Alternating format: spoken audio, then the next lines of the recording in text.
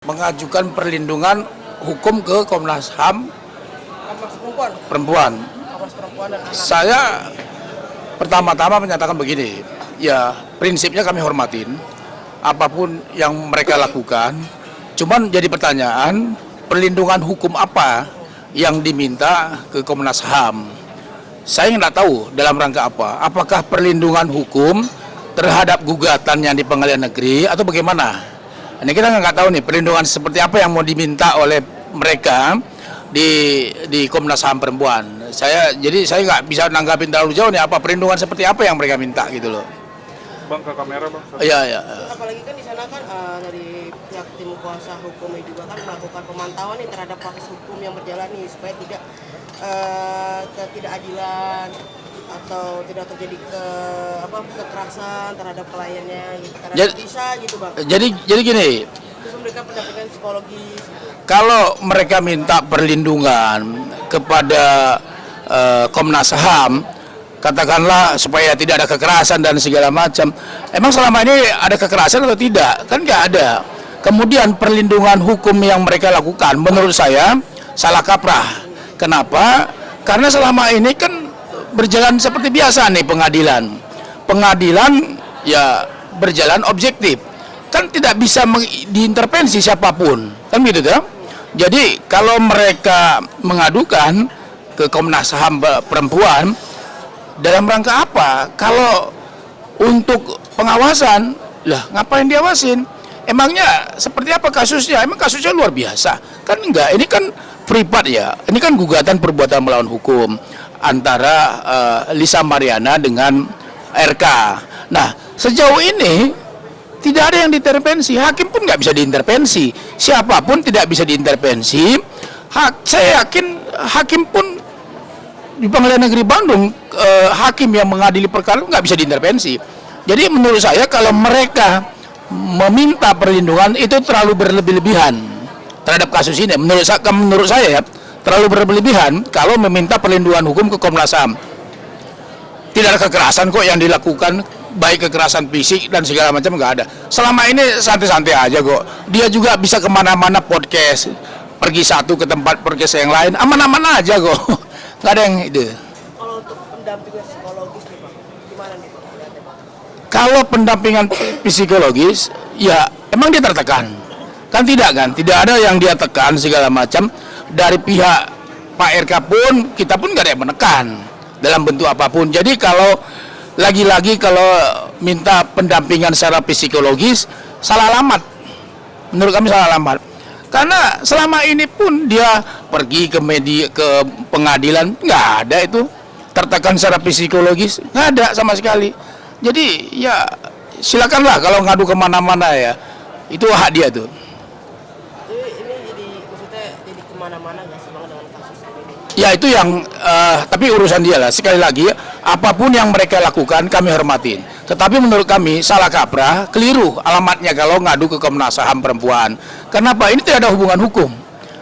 Tidak ada hubungan hukum antara RK dengan LM sama sekali. Jadi kalau tidak ada hubungan hukum antara LM sama RK, lalu apa kaitannya dengan Komnas HAM perempuan gitu? Nggak ada kaitannya gitu. Apalagi kan dari pihak Komnas Perempuan kan jadi dari pihak tim kuasa juga bilang akan memonitor setiap perkara hukum nih yang sedang berjalan nih bang. Itu saya keliru lagi. Yang monitor itu bukan Komnas HAM perempuan, tapi ada yang mengawasin pengadilan itu namanya Komisi Yudisial. Jadi Komisi Yudisial lah yang mengawasin jalannya peradilan. Itu bukan Komnas HAM perempuan, nggak ada urusannya gitu loh. Ya tapi dari pihak sana katanya dari pihak Komnas Perempuan akan memonitor ini kasus ini nih bang. Ya silakan kalau Komnas HAM perempuan memonitor kasus, ya itu hak sekali lagi, nggak ada yang melarang. Cuman selama ini kasusnya berjalan dengan baik kok, nggak ada masalah. Ke depan juga selama ini berjalan seperti biasa. Dan karena dia menggugat, silakan buktikan saja gugatannya. Fokus saja pada gugatannya. Silakan buktikan kebenaran gugatannya. Ya kami membuktikan sejauh mana ketidakbenaran gugatannya. Kan itu aja kuncinya sebetulnya. Bang, tapi kan ada nih bang statement dari Lisa nih yang sana bilang katanya anaknya Pak RK, katanya Pak RK jangan pencitraan lah, terus anaknya diurus lah, jangan. Lah ini kan bukan anaknya. Kan sampai saat ini kan belum ada tes DNA. Jadi kalau belum ada tes DNA, kalau dia menyampaikan seperti itu, terlalu cepat dia ngomong seperti itu. Jadi menurut kami salah lagi kalau dia ngomong seperti itu. Kalau dikatakan bahwa anaknya harus diurus lah, emang anak siapa? Kan enggak, kan gitu. Enggak ada hubungan dengan Pak RK, enggak ada hubungan dengan beliau, hubungan personal enggak ada, hubungan secara hubungan apapun enggak ada, apalagi hubungan perkawinan pun enggak ada gitu loh. Berarti State Malaysia itu yang terus menekan kalau ini anak PRK ini melewati batas proses yang berjalan bang ya? Ya mungkin lagi mabuk dia. Gitu. Tapi kan melihat kesaksian baik Lisa ataupun tim kuasa hukumnya nih yang terus menerus mencari keadilan hukum, apalagi Lisa yang terus mencari keadilan hukum untuk anaknya sampai ke Komnas Perempuan dan Anak meminta perlindungan untuk anaknya dan diri dia sendiri nih bang. Terlalu berlebihan. Kenapa terlalu berlebihan? Karena nggak ada kaitannya. Karena silakan saja fokus pada gugatannya, buktikan gugatannya, kebenarannya. Anda yang menggugat, Anda yang buktikannya. Nggak perlu melibatkan instansi lain. Karena ini privat antara dia mengajukan gugatan perbuatan melawan hukum, ya silakan dibuktikan kebenarannya. Itu saja sebetulnya, sederhana gitu. Jadi kalau beliau bawa-bawa ini ke Komnas HAM perempuan, apa urgensinya? Nggak ada kekerasan yang dilakukan kok selama ini. Apa kekerasan psikologis? Nggak ada, kekerasan fisik juga nggak ada. Justru dia sekarang ini sedang menikmati publikasi atas aibnya sendiri. Coba cek, kan dia bisa pergi ke salah satu lain gitu. Pak RK sudah mengetahui kalau hari ini Lisa dan Enggak. dan anaknya juga datang.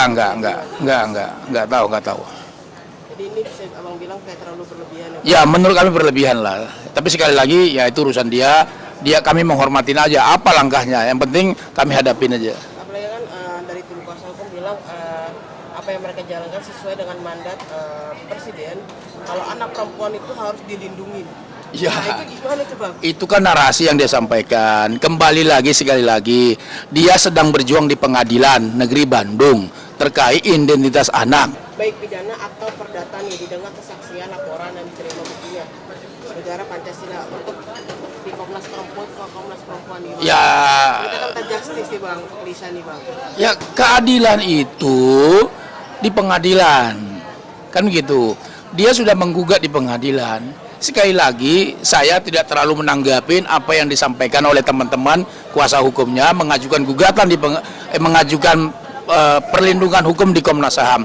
Tetapi sekali lagi, silakan dibuktikan kebenaran secara hukum di Pengadilan Negeri Bandung. Udah itu aja, fokus. Bang, untuk di Bandung sendiri, ini prosesnya udah seperti apa sih nih bang? Kemarin Saya dapat informasi di Pengadilan Negeri Bandung, Revalino mengajukan intervensi. Tanggal 30 ada sidang intervensi. Diterima atau tidak intervensinya. Nah, kita lihat aja nanti. Saya yakin majelis hakim pun itu independen, mandiri, tidak bisa ditekan satu sama lain, nggak bisa. Ya karena beliau kan berdasarkan fakta gitu. bang, kenapa tim Revalino akhirnya mengajukan intervensi nih bang? Mereka mungkin dugaan saya, mereka punya kepentingan. Karena kan intervensi punya kepentingan. Jadi apa kepentingannya? Revalino mengaku bahwa dia adalah ayah biologis. Dia tanda kutip punya hubungan dengan Lisa dan itu tidak dibantah oleh Lisa. Lisa tidak pernah membantah itu karena dia punya hubungan. Sekarang karena dia merasa punya hubungan, dia mau membuktikan bahwa dia ayah biologis. Salah enggak? Kan enggak salah. Dan itu dia dijamin oleh undang-undang gitu loh. Hukum menjamin itu gitu loh. Oke, terus berarti tanggal 30 nanti akan sidang. Ya, betul. Tanggal 30 itu sidang untuk pembacaan intervensi. Nanti kita lihat apakah majelis hakim menerima intervensinya atau tidak. Apakah Revalino akan hadir atau gimana bang? Saya belum tahu. Ya mudah-mudahan dia hadir gitu. Oke, kalau berarti kalau untuk Pak RK sendiri masih akan Enggak hadir. Nah, tapi kenapa dari tim Lisa ini selalu dan Lisanya selalu menekankan untuk Pak RK selalu hadir? Itu nggak ada juntrungannya, udah selesai lah. Artinya sekarang jalanin aja proses pengadilannya gitu. Bang, kalau untuk di Mabes sendiri gimana nih bang? Ya proses sedang berjalan. Ya tunggu aja lah. Dalam waktu dekat aja dipanggil pasti lah. Bang, ini kan kita kan belum tahu nih nih kapan akan adanya tes DNA ini sendiri nih Bang? Untuk gimana ya untuk tes DNA sendiri? Ya, tes DNA kan seperti kami sampaikan, itu nanti akan disampaikan oleh pihak Bareskrim. Nah, mereka sendiri kan mengajukan tes DNA di pengadilan. Nah, tes DNA akan dikabulkan oleh majelis hakim dengan catatan dia bisa buktikan gugatannya. Nah, sekarang kan buktikan dulu gugatannya gitu loh. Bener nggak gugatannya itu benar? Jangan-jangan gugatannya NO gitu loh. Nggak diterima, kan nggak tahu kita. Kami yakin gugatannya NO, karena nggak jelas gugatannya. Kalau yang di Komnas kan kalau itu yang di Bareskrim nih Bang. Kalau yang kita melihat nih kan di Komnas juga kan lumayan cukup lama juga nih prosesnya nih. Apakah itu juga dari pihak Komnas pasti akan memikirkan nih tentang status anaknya juga? Nggak bisa. Komnas HAM itu Komnas Perempuan itu tidak bisa mengintervensi. Ya, intinya kan mereka dari pihak kuasa hukum Elisa kan sudah mengajukan gugatan ke pengadilan. Nah, tentu juga Komnas Perempuan juga melihat itu karena statusnya sekarang digugat di